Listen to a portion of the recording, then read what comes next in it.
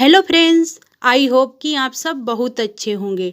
आज हम लोग जीके का नेक्स्ट टॉपिक पढ़ेंगे भूमि सुधार। तो चलिए शुरू करते हैं। यूपी जमींदारी विनाश एवं भूमि सुधार अधिनियम 1950 में आया था। यह 26 जनवरी 1951 से लागू हुआ। इस अधिनियम का विस्तार शहरी क्षेत्रों को छोड़कर यूपी के समस्त ग्रामीण क्षेत्रों पर है। राज्य सरकार ने 1 जुलाई 1952 को निहित होने का दिनांक घोषित किया, यानी 1 जुलाई 1952 को ये घोषित हो गया। इस अधिनियम द्वारा 14 प्रकार के जोतों को समाप्त कर 4 प्रकार में बांटा गया। जो भूमि के 14 प्रकार के जोत थे उनको 4 प्रकार में बांट दिया गया।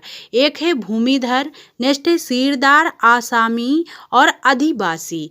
फिर जमींदारी प्रणाली 1793 में लॉर्ड कॉर्नवालिस द्वारा स्थायी बंदोबस्त के रूप में लागू कर दिया। यानी जो लॉर्ड कॉर्नवालिस था ना, इसने जमींदारी प्रणाली को 1793 में स्थायी बंदोबस्त के रूप में लागू कर दिया।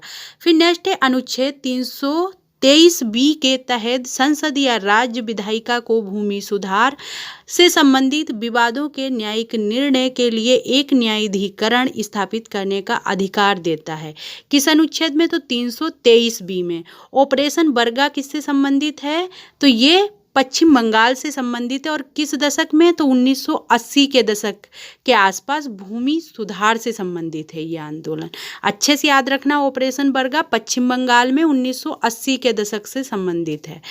आगे देखिए, कुमारप्पा समिति की रिपोर्ट में व्यापक कृषि सुधार उपयोग की सिफारिश की गई। यह प्रथम समिति थी भूमि सुधार की। डायरेक्ट क्वेश्चन बनेगा कि भूमि सुधार की प्रथम समिति तो कुमारप्पा समिति थी।